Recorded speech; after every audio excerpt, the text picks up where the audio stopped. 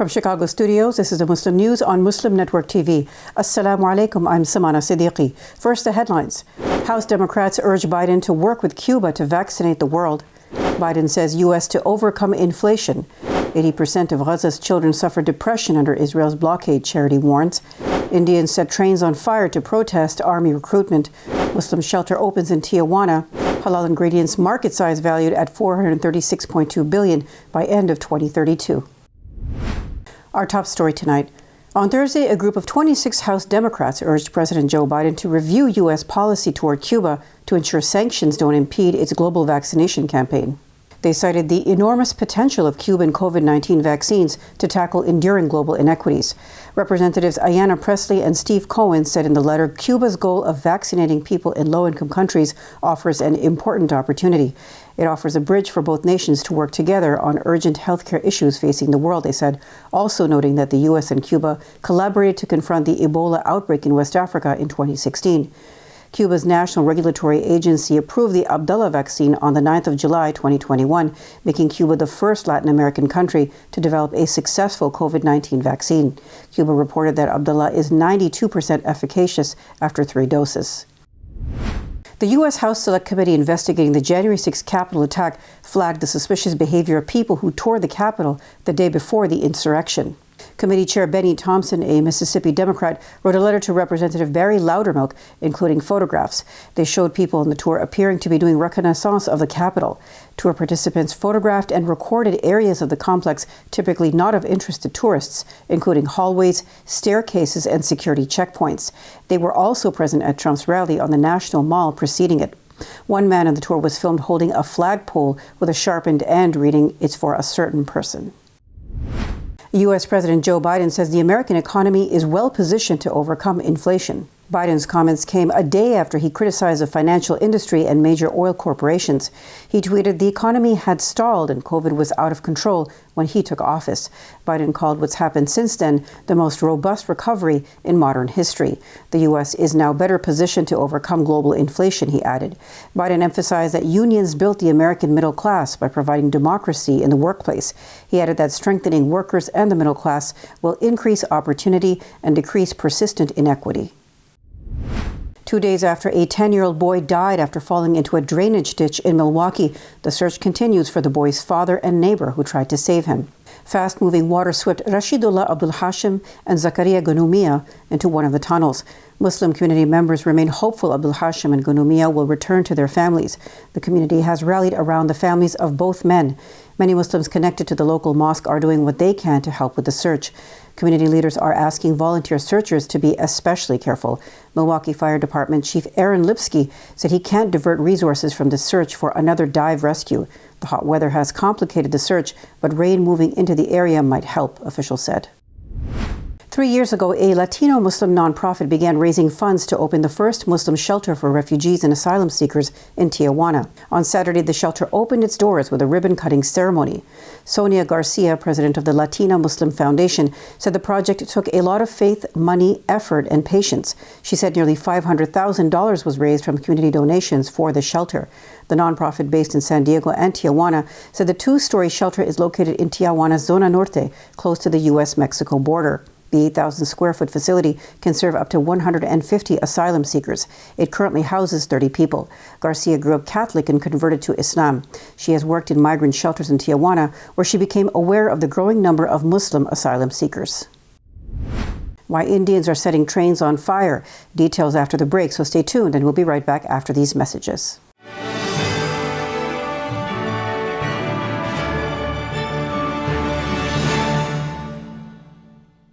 There are 16 million children struggling with hunger in America. That's 1 in 5 daughters, sons, neighbors, and classmates who don't know where their next meal is coming from. Yet billions of pounds of good food go to waste every year. It's time we do something about it. Feeding America is a nationwide network of food banks that helps provide meals to millions of kids and families in need. Visit feedingamerica.org to help them feed even more. Together, we can solve hunger. Together, we're feeding America. Billboards are popping up all over the country with an... Our neighbors don't realize that Muslims are absolutely opposed to ISIS. Salam. My name is Abdul Malik Mujahid. I'm an imam in Chicago. 60 shots! No me! No justice! No me! So how do we bring up the energy which can really have an impact on the world? You need to build bridges of understanding among people, and we need to have America moving forward. That lesson learned had brought the strength of humanity to America, which is the diversity. Mujahid Talks, only on Muslim Network TV. Faithfully connected.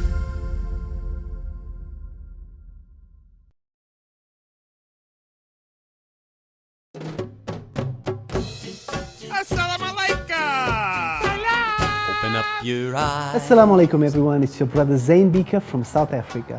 One of the first educational programs ever produced for Muslim children was the ever popular Adam's World series. The colorful and comical Muslim puppets stole the heart of a generation. Sound Vision will be releasing brand new episodes of Adam's World with the launch of a Adam's World app. Subscribers will enjoy new Adam's World episodes as they are released, as well as all the classic episodes of Adam's World. So visit adamsworldapp.com now to learn more, subscribe and enjoy new adventures of Adam and his friends. And let's keep helping tomorrow's Muslims today. Assalamu alaikum. Adam's World. Believe me, there's a lot to see. Bismillah. Let's explore. To stop this genocide, we need your help.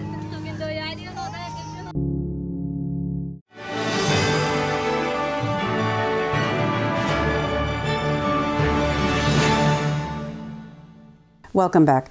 International news today. In India this week, thousands of youth carrying stick and petrol bombs escalated protests against the central government's short-term military recruitment policy. Violent protests against the new rule are raging across several Indian states. Protesters burned trains, ransacked railway stations, government and ruling party offices, and blocked tracks and roads. They attacked public and police vehicles and threw stones at armed security personnel. Indian Railways cancelled around 24 trains and shortened routes for others due to the protests. Demonstrators are largely job seekers who want the government to withdraw the scheme and revert to the old recruitment process. Under the new plan, 75% of new recruits will lose their jobs after 4 years. On Thursday, the U.S. sanctioned an alleged network of Iranian petrochemical producers, along with front companies in China and the United Arab Emirates. Blacklisted producers include 3 Iran-based petrochemical companies. The trio is accused of helping Trillian's Petrochemical Company Limited and Iran's Petrochemical Commercial Company, the Department of Treasury said. Those other companies conduct international transactions and evade sanctions to support petrochemical sales in China and East Asia, the Treasury said. Also sanctioned were Hong Kong-based Keenwell International Limited and Teamford Enterprises Limited. A number of UAE-based companies also made the list. 2 Trillian's facilitators, including China-based broker Ajin Fengao and Indian national Mohammad Shahid Ruknuddin Bohre, were also blacklisted. The U.S. administration has asked Israel to avoid escalation or taking unilateral steps against Palestinians ahead of a planned visit by President Joe Biden. Biden will be visiting the region next month, Israeli media reported Thursday. Haaretz reported U.S. Assistant Secretary to State for Near Eastern Affairs, Barbara Leaf, urged Israeli officials to cease military operations against Palestinians. That includes home demolitions and evictions in the occupied West Bank. The White House said Biden is scheduled to visit Israel and the West Bank on July 13th. Tensions have been rising over Israel's arrest campaigns in the occupied territory and daily Israeli settler incursions into the Al-Aqsa Mosque complex in East Jerusalem. More than 65 Palestinians have been killed by Israeli army fire this year, according to Palestinian sources. The global halal ingredients market is expected to expand at a compound annual growth rate of 4.9% from its current value of over $327 billion. It is projected to be valued at more than $436.2 billion by 2032. Though Muslims are a minority in North America and Europe, they make up a growing proportion of the total population.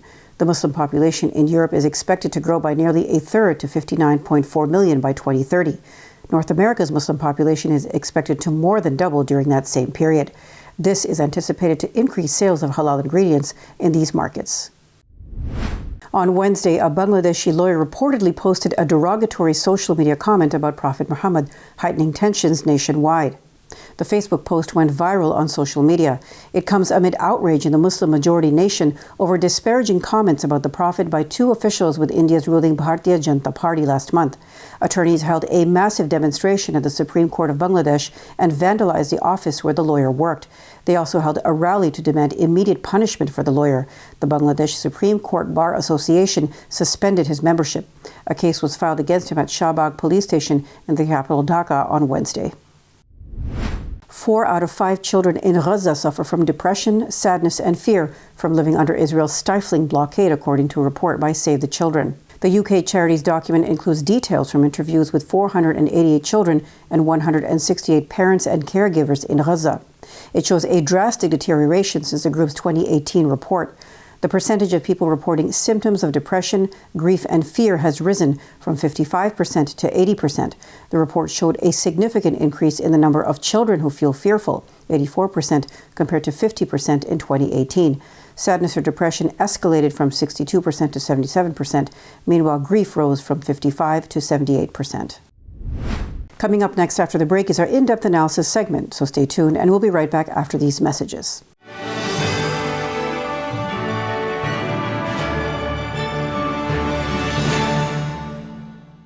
If I could be you, and you could be me for just 1 hour, walk a mile in my shoes, walk a mile in my shoes. Assalamu alaikum. This is Imam Malik Mujahid in Chicago. Just like you, I was moved by that Allahu Akbar lady.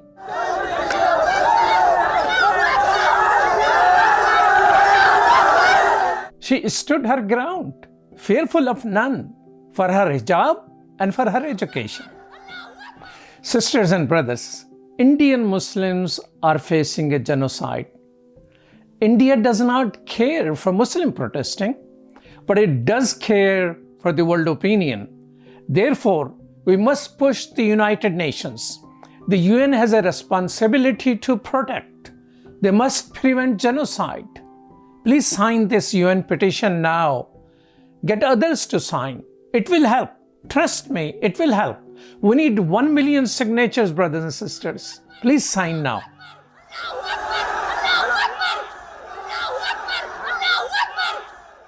Despite the development of a COVID-19 vaccine, millions around the world will not have access. We need a vaccine that's free and available to everyone, everywhere. It's time for a people's vaccine.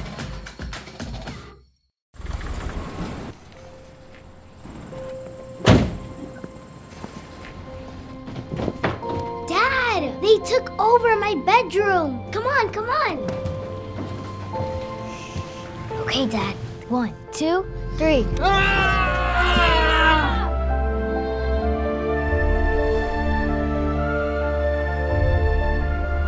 Dad!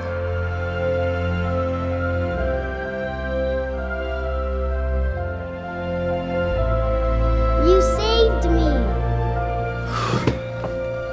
Dad? Are you okay?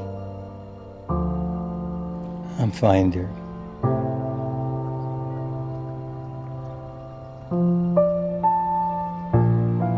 Your hero needs you now, and AARP is here to help. Find the care guides you need at aarp.org/caregiving. We are Justice for All. Headquartered in the heart of downtown Chicago, Justice for All is a global humanitarian initiative dedicated to raising awareness for human rights concerns impacting vulnerable minority groups. Our diverse team of staff and volunteers, led by Imam Malik Mujahid, work tirelessly to help Justice for All achieve their goals.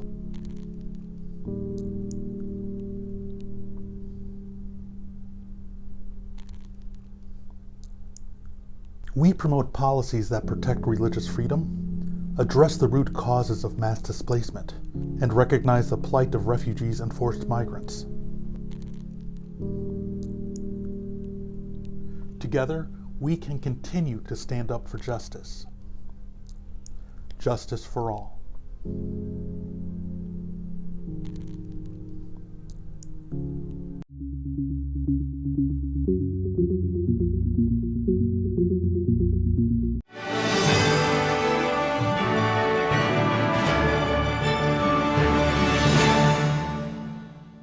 Welcome back.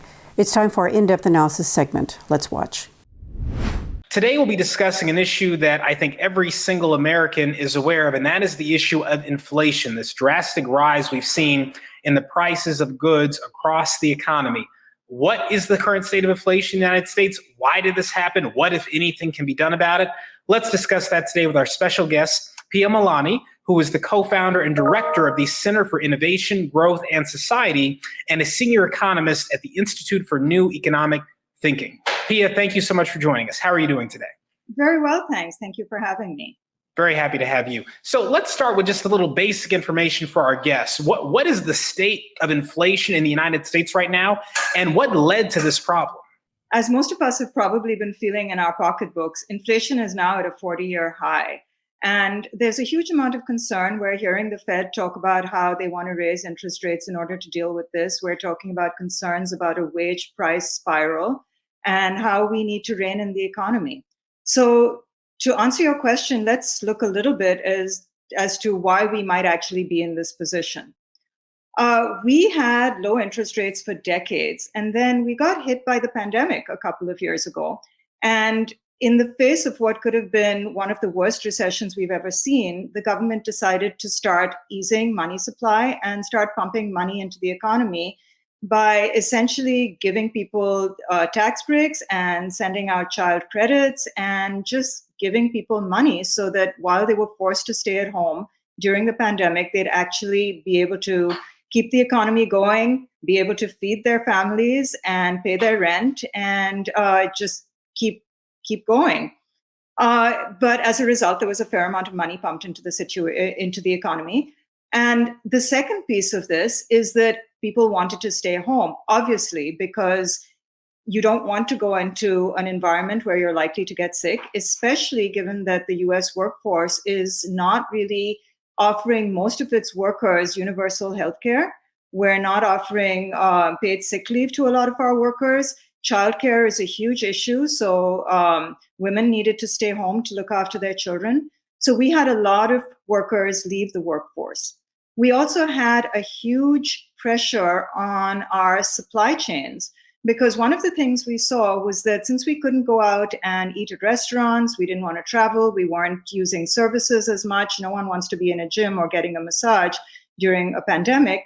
So the demand for services dropped significantly, and many of us shifted that demand over to goods. We were working at home. We needed new laptops. We wanted to redo our home since we were spending more time. We wanted our own cars since public transportation was suddenly much more threatening to use. So people started spending a lot of money on actual goods, and that increased demand for goods. And we had a lot of issues with our supply chains because they couldn't keep up in the face of COVID with the increased demand that we were seeing. So inflation really arises when you see a discrepancy between aggregate supply and aggregate demand. And we saw supply affected and demand affected. And so we ended up in the situation we're in now, especially as people started going back to work and we start seeing more money flowing to people as workers start getting their incomes back. So that's a fascinating turn of events. So, essentially during the pandemic, the government provided financial support to people to keep them afloat. At the same time, supply chains were impacted by the spread of the virus. And then you had an increase in this demand because people had more money. It seems like a perfect storm. What, if anything, are policymakers doing about this? What can be done about this? Or do we just have to ride it out? Oh, no, I think there's definitely things that we can do about it. Now, here's the issue. Policymakers are looking at different pieces of this. If you want to address the aggregate demand piece of it, then you can do what the Fed wants to do now, which is to raise interest rates. And what that will do is it will place downward pressure on aggregate demand. What it essentially will do is create higher unemployment and push the economy into a recession by pressuring aggregate demand down. And that will have an effect on inflation, but that will be after a long lag period, and it will come at a significant cost. It's also not very effective. If you manage to raise interest rates by 1%, you may, over a long period of time, maybe 5 quarters, bring down aggregate demand bring down inflation by about 0.5 percentage point, and that's going to come at a cost. So INET just put out a paper by an economist, Sarvaz Storm, where he looks at the empirical, the history of how we did with controlling interest rates in the past and trying to control inflation through the use of interest rates. And he finds that it's very costly in terms of unemployment and recession and what it actually does to people who can afford it the least. So that's one path that we can go. And that's what we're hearing a lot about from the Fed currently. The other thing we can do is we can look at the supply side, which I think is where much of our inflation is really being driven by. So the supply chain issues that I talked about before, we need to look at what is causing problems with our supply chain. One of the issues is that people have not really gone back to work in the same numbers as they were working before the pandemic. So we have a lot of vacancies, and the Fed is concerned that wages are too high. Now, let me just point out that if we look at the contribution of wage increases to inflation, it's only been about 8% of the inflation we're seeing. If you want to push wages down, you're going to end up having workers bear the brunt of the solution. And the effect is going to be significant in terms of, once again, the pocketbooks of people, and we're going to pay for it on the backs of workers. If instead we start looking at what we can do to get workers back into the workforce, we should be thinking about how we can give them healthcare, how we can do something about childcare so that women can go back to work. How do we make sure that if they're sick, they have paid sick leave? All the things that workers need to actually support them so that they have a desire to go back into the workforce. And that's a better way for us to deal with the wage pressures than what we're currently seeing, which is the desire of the Fed to actually just bring wages down. And Jerome Powell has been very clear about the fact that the approach that they're taking is really to try and bring wages down. So I believe that we need to be thinking more broadly about how we can address some of the supply side issues in the face of the supply side shocks that are really driving much of this inflation. So, Pia, that is concerning to hear, because it sounds like what you're describing is that the way the Fed is going right now, they might eventually bring down inflation, but there's a good chance they're going to cause a recession while doing it and cause harm to your average worker out there. So your recommendation would be to focus more on the supply side of things. Let me ask you this. What do you expect to happen if the Fed continues along this route, and given that they have this independence that allows them to really not really answer anyone, what do you think the next year is going to look like? Do you think inflation is going to naturally level out? Or do you think things are going to continue to get worse, prices will continue to rise? I think it depends on how certain things play out. So to the extent that the Fed pushes interest rate rises, I think we are going to see worse inflation. We're going to see a recession.